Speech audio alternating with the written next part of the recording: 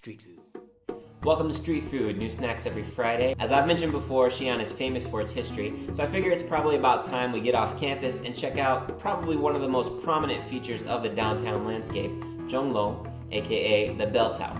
My friend Summer was supposed to go with us, but her tutor gave her weekend duty at the last minute. Come on, Summer's tutor. It's okay, you guys will meet Summer another time. The Bell Tower isn't the exact geographical center of the city, but it's close enough. It sits right at the main intersection of the city. North Street, South Street, East Street, West Street, they all initiate from the Bell Tower. The Bell Tower was built during the Ming Dynasty. The downtown area now is pretty metropolitan, but back then it was almost all farmland, so the Bell Tower dominated that whole area. There's some funny legends about the construction of the Bell Tower. One in particular involves the good guys trapping a dragon with a giant chain and burying him under the Bell Tower in order to prevent earthquakes in Xi'an. But the actual purpose of the Bell Tower was to keep time. That's right. You're looking at a giant 900-year-old clock. You might think that seems like a lot of trouble to go through just to keep time, but that's how the Ming Dynasty rolls. Well, that's how they rolled in the past. They no longer roll.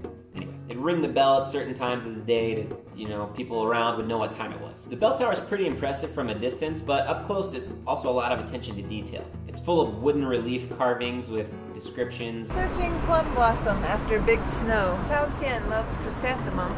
Unsuccessful visit to a hermit. Setting crane free to alert hermit. There's a few museums inside the tower, and they even have a traditional Chinese music show, which is pretty cool. That chi pao's making me hungry. To the snack! Doesn't that count as a street snack? I'm in the street. The actual snack. Niegao. Niegao is made from glutinous rice flour. They form it and they put it on a skewer, and then they basically just grill it on the street.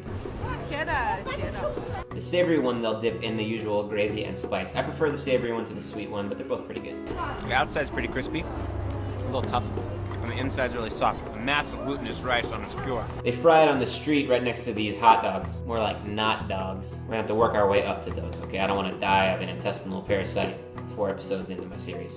Niegao. Excellent. Unfortunately, Ashley's not a fan, so bonus snack. Because we usually just do one. Jiaguo, which just means fruit sandwich. It's basically 2 Chinese pancakes, and you can get your choice of filling in the middle.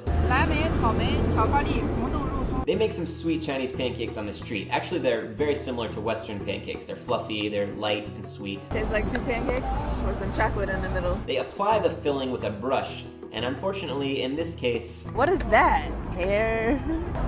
Be careful, y'all. Replacement bonus snack!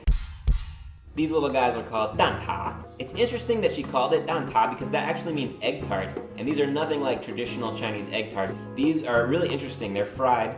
They look like biscuits, and there's a fried egg on the inside. She pours some batter into a mold, breaks an egg in it, pours some more batter. She adds a little oil as needed. It's a nice, greasy snack. But we also saw... We definitely just saw a guy get hit by a car. It's minor. But the driver got out and was like, "Why are you in my way?" The dude was like, "I'm just walking here." Of course, I have to interpret all this, so I can't speak Chinese. I saw the whole thing. The bell tower is really cool. It's a historical treasure, but there's actually a treasure buried beneath the history. Boom! That's a metaphor. There's a pedestrian tunnel system beneath the bell tower, which, by the way, includes an ad for a McDonald's sandwich, which may or may not have mashed potatoes on it. What? But here's what we're looking for. The import store. Soy milk, blocks of cheese. Believe it or not, this is actually the closest place to our campus that we know of where we can buy cheese. So the bell tower is a treasure, in more ways than one. Plus 3 snacks. If you've tried these or anything within their respective ballparks, post your thoughts. Till next time, eat it on the street. Watch out for the parasites. Also watch out for the chocolate hairballs, because street food keeps it real.